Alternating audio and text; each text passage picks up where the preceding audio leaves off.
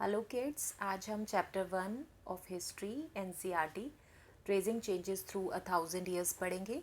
ये 1000 ईयर्स वो टाइम है जो 750 सीई से 1750 सीई का है। इसमें क्या क्या चेंजेस हुए, इसमें हमें मैप दो शो किए हुए हैं, मैप 1 एंड मैप 2। इसमें मैप 1 और 2 के बीच का डिफरेंस बताया हुआ है कि इस मैप 1 को एक अरब जोग्राफर ने बनाया है और मैप 2 को एक फ्रेंच कार्टोग्राफर ने बनाया है। तो इनका डिफरेंस ये है कि जो मैप 1 है, आप इसमें देख सकते हैं इंडियन सब कॉन्टिनेंट को उन्होंने मेंशन किया है। सारी जो भी प्लेसेस के नेम है वो अरेबिक लैंग्वेज में है और इसको 1154 सीई में बनाया गया। और इस मैप में थोड़ा जो साउथ इंडिया है is where we would expect to find north India. Okay, and Sri Lanka is the island at the top. Okay, तो थोड़ा सा ये मैप काफ़ी हद तक डिफरेंट है क्योंकि ये काफ़ी 12th सेंचुरी में ये बनाया गया था। और अगर आप सेकेंडली इस सेकेंड मैप को देखें तो इसे फ्रेंच कार्टोग्राफर ने 1720 यानी कि 18th सेंचुरी में बनाया और इन्होंने इधर भी इंडियन सब कॉन्टिनेंट को ही दिखाया है। और मगर जो इन्फॉर्मेशन है वो थोड़ी सी चेंज हो गई है अकॉर्डिंग टू टाइम, क्योंकि 600 ईयर्स का डिफरेंस है दोनों मैप के बीच में। इस मैप को यूरोपियन सेलर्स भी यूज़ करते थे अपने वोएज के लिए, मर्चेंट्स भी यूज़ करते थे अपनी ट्रिप्स के लिए, गाइड करने के लिए अपने आप को। और इधर ये भी बताया हुआ है कि जो साइंस ऑफ कार्टोग्राफी है वो काफ़ी डिफरेंट हो जाती है डिफरेंट पीरियड्स में, आप दोनों मैप्स में भी देख सकते हैं। तो हिस्टोरियंस इन चीज़ों को कंसिडर करते थे कि उस पहले टाइम पे क्या बताया जाता था, उस सेम इंफॉर्मेशन का क्या मतलब हुआ करता था, और सेकंड टाइम जब इस मैप को बनाया गया तो क्या वो रिवील कर रहा है। सेकेंड हमारा टॉपिक है new and old terminologies. Terminologies होती हैं वोकेबलरी, यानी कि एक ही वोकेबलरी एक पीरियड पे जो वो रिवील कर रही है, जो इन्फॉर्मेशन बता रही है, वही वोकेबलरी काफ़ी टाइम बाद अगली आने वाली सेंचुरीज़ में अलग इन्फॉर्मेशन बता रही है। जैसे कि यहाँ पे एग्जांपल दिया है पर्शियन लैंग्वेज का, कि मेडिवल पीरियड में और मॉडर्न पीरियड में पर्शियन लैंग्वेज में काफ़ी डिफरेंस था, उसकी ग्रामर और उसकी वोकेबलरी में। इनफैक्ट वर्ड का मीनिंग ही चेंज हो गया था टाइम के अकॉर्डिंग, सर्कमस्टांसेस के अकॉर्डिंग। यहाँ हिंदुस्तान वर्ड का एग्जाम्पल दिया है कि आज की डेट में हम हिंदुस्तान इंडिया बोलते हैं, हमारा मॉडर्न नेशन, और हम पॉलिटिकली और नेशनली इसका मतलब समझते हैं। मगर 13th सेंचुरी में जो मिनाज ई सिराज एक क्रॉनिकलर, एक हिस्टोरियन थे, उन्होंने पर्शियन लैंग्वेज में जब हिंदुस्तान वर्ड का वो यूज़ करते थे तो उसमें उनका मीनिंग होता था कि एरियाज़ जो पंजाब या हरियाणा या lands between Ganga and Yamuna, वो एरियाज़ हिंदुस्तान है। जैसे सेकंड आप एक और एग्जांपल देख सकते हैं, ये बाबर थे 16th सेंचुरी में, उन्होंने भी हिंदुस्तान को एक ज्योग्राफी की तरह डिस्क्राइब किया कि वो फौना यानी कि जो पेड़ पौधे हैं, जो हमारा कल्चर है इंडियन सब कॉन्टिनेंट का, वो हिंदुस्तान है। और ऐसे ही अमीर खुसरो 14th सेंचुरी में उन्होंने भी ये वर्ड हिंद यूज़ किया। बट तीनों में से किसी ने भी इंडिया को वैसे नहीं यूज़ किया जैसे आज की डेट में हम लोग यूज़ करते हैं, हमारा जो पॉलिटिकल फीलिंग होती है, नेशनल फीलिंग होती है। सेकेंड, उन्होंने फॉरेनर शब्द का भी बताया कि ये एक वोकेबलरी ऐसी है जिसका मीनिंग चेंज हो गया। आज हम इंडिया से बाहर के लोगों को फॉरेनर्स बोलते हैं, मगर पहले ऐसा नहीं था। उस पीरियड में सिटी ड्वेलर्स, सिटी में रहने वाले, फॉरेस्ट ड्वेलर्स यानी कि फॉरेस्ट में रहने वालों को फॉरेनर्स समझते थे। दो पीजेंट्स अगर एक ही विलेज में हैं तो वो फॉरेनर्स नहीं है एक दूसरे को, अगर उनका चाहे कास्ट भी अलग हो। तो काफ़ी फॉरेनर वर्ड के उसमें भी काफ़ी चेंज आया। हिंदी में इसी फॉरेनर वर्ड को परदेसी कहा जाता है और पर्शियन लैंग्वेज में अजनबी कहा जाता है। Historians and their sources. इस टॉपिक में हम ये पढ़ेंगे कि हिस्टोरियंस अलग अलग सोर्सेस यूज़ करते थे ये जानने के लिए कि पास्ट में क्या हुआ करता था। जैसे वो क्वाइंस या इंस्क्रिप्शंस को नोट करते थे, आर्किटेक्चर, ये जो उस टाइम पे चीज़ें यूज़ होती थी, टेक्सचुअल रिकॉर्ड्स जो होते थे, वो रिवील कर रहे होते थे, वो चीज़ वो अपने क्रॉनिकल्स में लिखते थे। काफ़ी ज़्यादा पेपर्स का यूज़ होता था। पेपर्स जो हैं लोग यूज़ करते थे अपने होली टेक्स्ट यानी कि अपनी जो बुक्स होती हैं जैसे भगवत गीता एंड ऑल, उनको लिखते थे। पेपर्स पे रूलर्स की क्रॉनिकल्स लिखते थे, उनकी हिस्ट्री, वो कैसे राज कर रहे हैं। लेटर्स या टीचिंग्स, जो संत लोग की टीचिंग्स होती थी वो उस पर लिखी जाती थी। पेटिशंस, जुडिशियल रिकॉर्ड्स, जो अकाउंट्स या टैक्सेस का सारा होता था, वो सारे रजिस्टर्स वो सब लिखे जाते थे। पेपर्स को इसलिए यूज़ किया जाता था। और ये सब जो लिखा हुआ बाय हैंड जो लिखा जाता है उसको मैन्यूस्क्रिप्ट कहते हैं, जो प्रिंटेड नहीं होता। तो मैन्यूस्क्रिप्ट्स को कलेक्ट करते थे wealthy people, rulers, monasteries, temples, अपने पास रखने के लिए, इंफॉर्मेशन के लिए। तो इन मैन्यूस्क्रिप्ट्स को लाइब्रेरीज या आर्चीव्स में रखा जाता था। आर्चीव एक ऐसा प्लेस होता है जहाँ पे डॉक्यूमेंट्स और मैन्यूस्क्रिप्ट्स को रखा जाता है। और आज जो है नेशनल और स्टेट गवर्नमेंट में भी ये आर्चीव्स हैं जहाँ सारे ओल्ड ऑफिशियल रिकॉर्ड्स और ट्रांजैक्शंस को रखा जाता है। तो ये मैन्यूस्क्रिप्ट्स वहाँ पे मिलते थे लाइब्रेरीज और आर्चीव्स में। तो ये काफ़ी सारी इन्फॉर्मेशन देते थे मैन्यूस्क्रिप्ट्स हिस्टोरियंस को, मगर इनको यूज़ करना बहुत मुश्किल था क्योंकि ये ओरिजिनल नहीं मिल पाते थे। जैसे एक हिस्टोरियन ने लिखा, अब वो काफ़ी पुराना हो गया, उसको कॉपी किया किसी और हिस्टोरियन ने। तो जैसे हम एक फ्रेंड का होमवर्क नोट करते तो हमें कई हैंड राइटिंग में कई चीज़ें समझ नहीं आती तो हम अपना गेस लगाते हैं। ठीक उसी तरीके से जो नया हिस्टोरियन होता था वो पुराने हिस्टोरियन के मैन्यूस्क्रिप्ट को जब कॉपी करता था, जैसे यहाँ आप देख सकते हैं ये हिस्टोरियन कॉपी कर रहा है, तो काफ़ी सारे चेंजेस हो जाते थे। कुछ चीज़ें समझ नहीं आती थी तो उनको कोई भी अपने वर्ड से वो गेस लगा के चेंज कर देते थे। तो थोड़ा सा हिस्टोरियंस को दिक्कत होती थी एक्चुअल चीज़ जानने में। यहाँ पे इन्होंने लेफ़्ट और राइट जो हैंड राइटिंग दिखाई है उसमें बोला जो लेफ़्ट वाली है नास्तलीक स्टाइल है वो बहुत मुश्किल है, मतलब पढ़ने में, और सॉरी इजी है पढ़ने में, और जो राइट वाला है काफ़ी डेंसर और मोर डिफ़िकल्ट है पढ़ने में।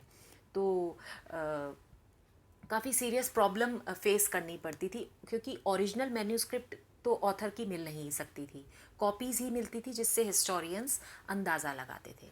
इधर इन्होंने ये भी बताया है कि कई क्रॉनिकलर्स जो होते हैं वो जैसे कि ज़ियाउद्दीन बरनी, उन्होंने 14th सेंचुरी में फर्स्ट अपना क्रॉनिकल बनाया 1356 में। फिर उन्होंने एक बार 2 साल बाद भी बनाया दोबारा से वर्जन।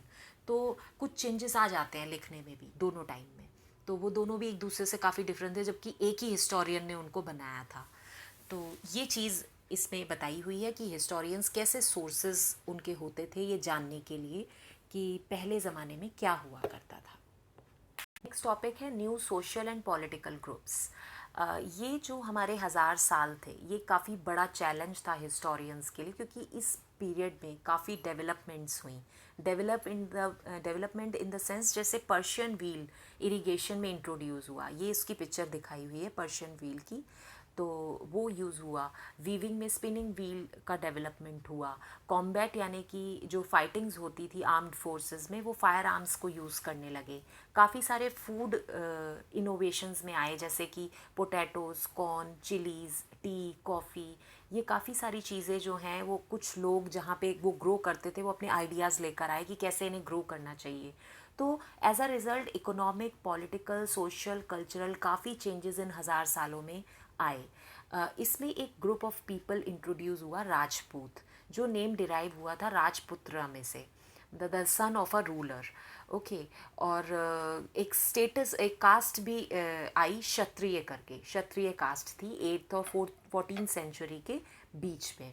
तो इस टर्म में अगर देखा जाए तो सिर्फ रूलर्स नहीं होते थे, मतलब राजपूत सिर्फ रूलर्स नहीं होते थे जो राजा के बेटे हैं वही राजपूत हों। इसमें जो सोल्जर्स या कमांडर्स होते थे जो आर्मीज़ को सर्व करते थे उनको भी राजपूत कहा जाता था। और काफ़ी ज़्यादा लॉयल माने जाते थे, मतलब जो इनके पोएट्स या बार्ड्स थे जो इनके लिए पोएम लिखते थे वो इन राजपूत की बहुत तारीफ़ करते थे, उनकी बहादुरी की तारीफ़ करते थे, उनकी लॉयलिटी की कि काफ़ी लॉयल हैं। इसी टाइम पे राजपूत के अलावा अदर ग्रुप्स भी आए थे, ग्रुपिंग हुई थी, लोग आए जैसे मराठास, सिख, जाट, कायस्थ, और ये सारे जो थे ये भी इनके सेक्रेटरी थे। इनको भी काफ़ी पॉलिटिकली इन्होंने काफ़ी डेवलपमेंट दिखाई। इस पीरियड में काफ़ी फॉरेस्ट को क्लीन करके इरिगेशन यानी कि एग्रीकल्चर शुरू किया गया।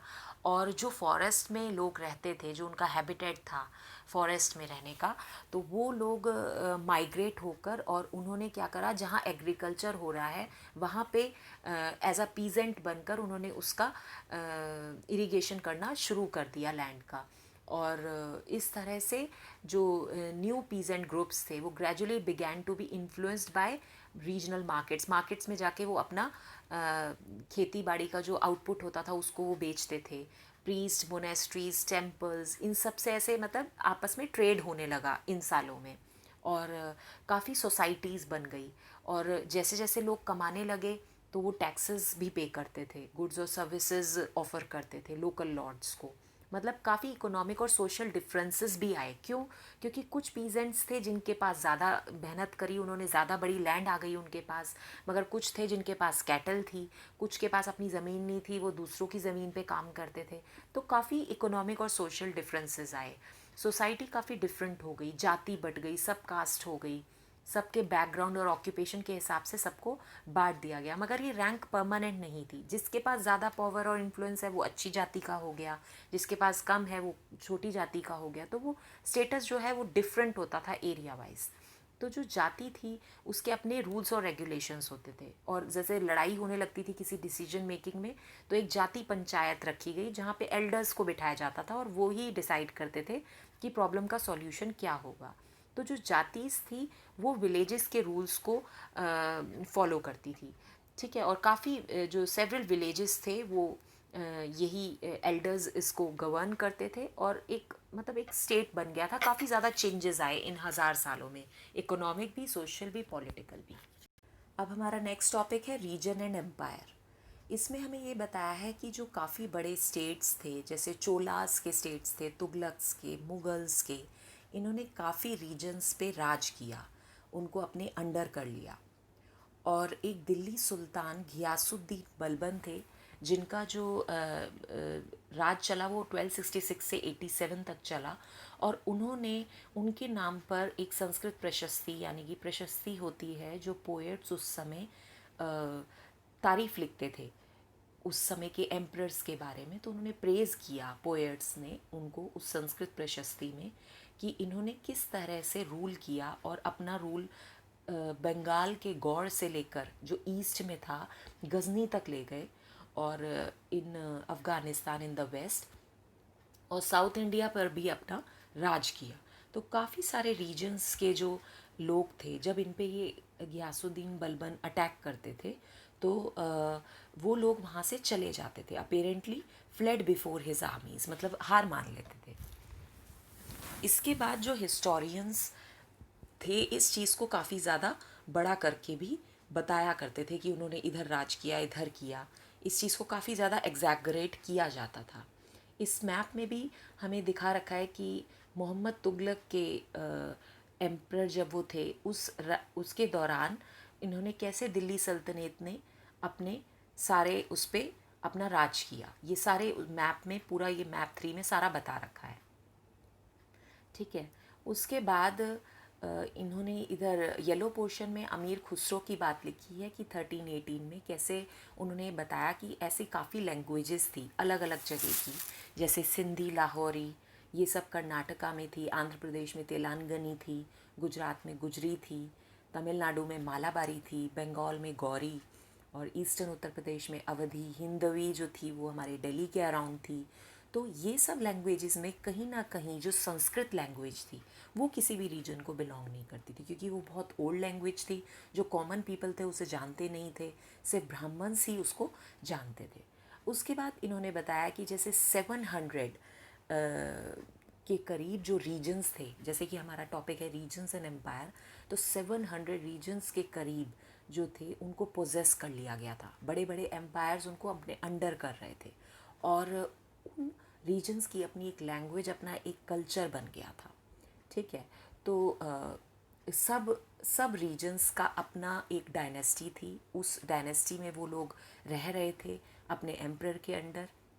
मगर इन स्टेट्स में लड़ाई भी हुआ करती थी। There were considerable conflict between these states, language को लेके, कल्चर को लेके। ठीक है। और ये जो डायनेस्टीज़ थी, चोलास, खलजीज, तुगलक्स, मुगल्स, इन्होंने भी काफ़ी बड़े बड़े एम्पायर खड़े किए, एक पैन रीजन क्रिएट किया। पैन रीजन मतलब ये लोगों ने काफ़ी राज किया अपना, एक इनका एक पावर थी, इनका इन्फ्लुएंस था इन रीजन्स पे। और मगर ये काफ़ी टाइम तक स्टेबल या सक्सेसफुल नहीं भी रहे।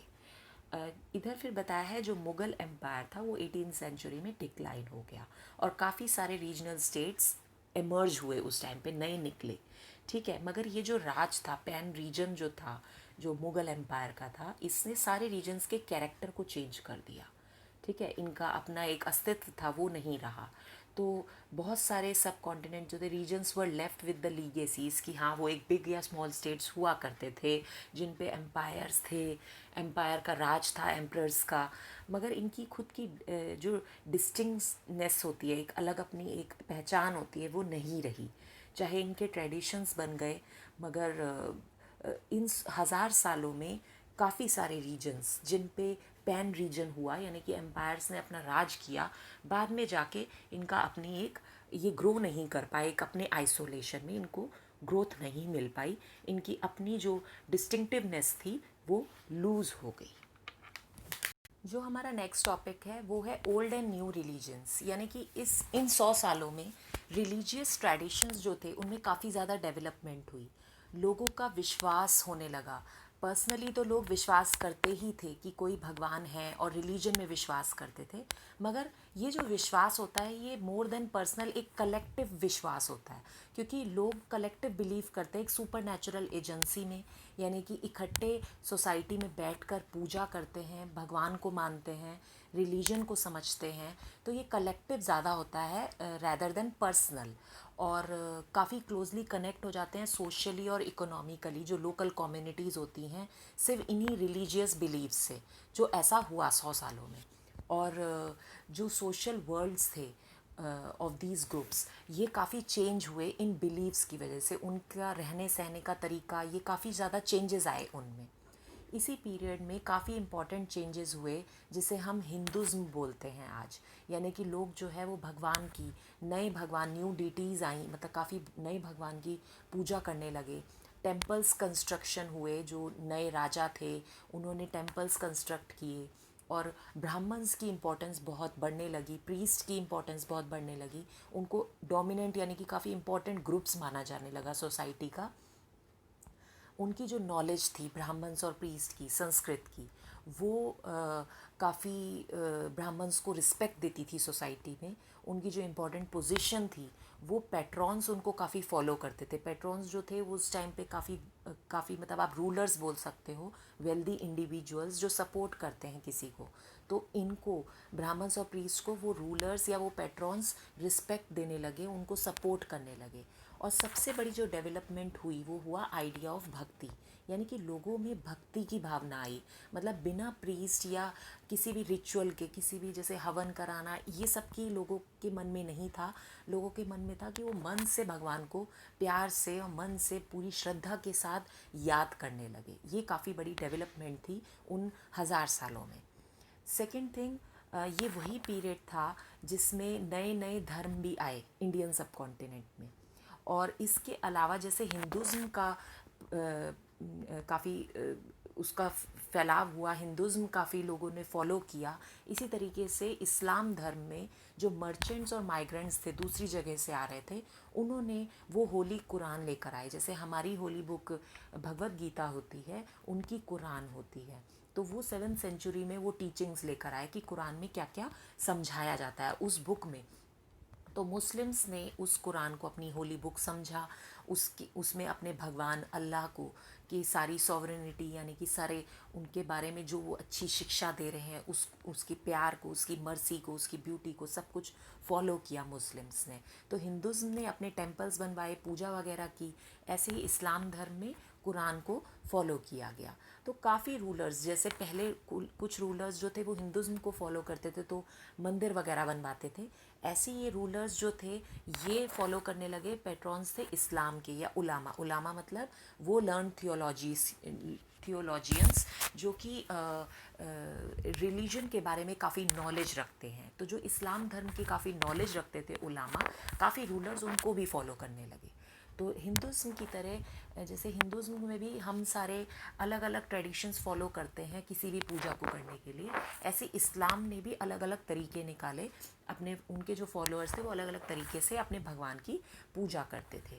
यहाँ पे एक मेजर डिफरेंस दिखाया है शिया मुस्लिम्स और सुन्नी मुस्लिम्स में, कि शिया मुस्लिम्स जो थे वो प्रॉफिट मोहम्मद जो थे उनके सन इन लॉ अली को अपना एक लेजिटिमेट लीडर मानते थे कि वो होने चाहिए जिन्हें वो फॉलो करेंगे। ऐसे ही सुन्नी मुस्लिम्स जो थे वो खलीफास को अपना लीडर मानते थे, और जैसे जैसे सक्सीडिंग खलीफास, उसके बाद जो खलीफास आते गए उनको अपना लीडर मानने लगे। मतलब जिनको रिलीजन की बहुत नॉलेज है वही उनके लीडर हैं। तो ये एक मेजर डिफरेंस है शिया और सुन्नी मुस्लिम्स में। और भी काफ़ी इंपॉर्टेंट डिफरेंसेस थे जो इम्पॉर्टेंट, हनफी और शफ़ी करके मेनली इंडिया में स्कूल्स थे लॉ के, जो बताते थे कि क्या रिलीजन में मत को लेकर इनमें काफ़ी डिफरेंसेस हुआ करते थे। ये जो हमारा लास्ट टॉपिक है वो है thinking about time and historical periods. इसमें बताया है कि हिस्टोरियंस जो हैं वो टाइम को एज पासिंग ऑफ आवर्स या डेज या ईयर्स या एज अ क्लॉक कैलेंडर नहीं देखते थे।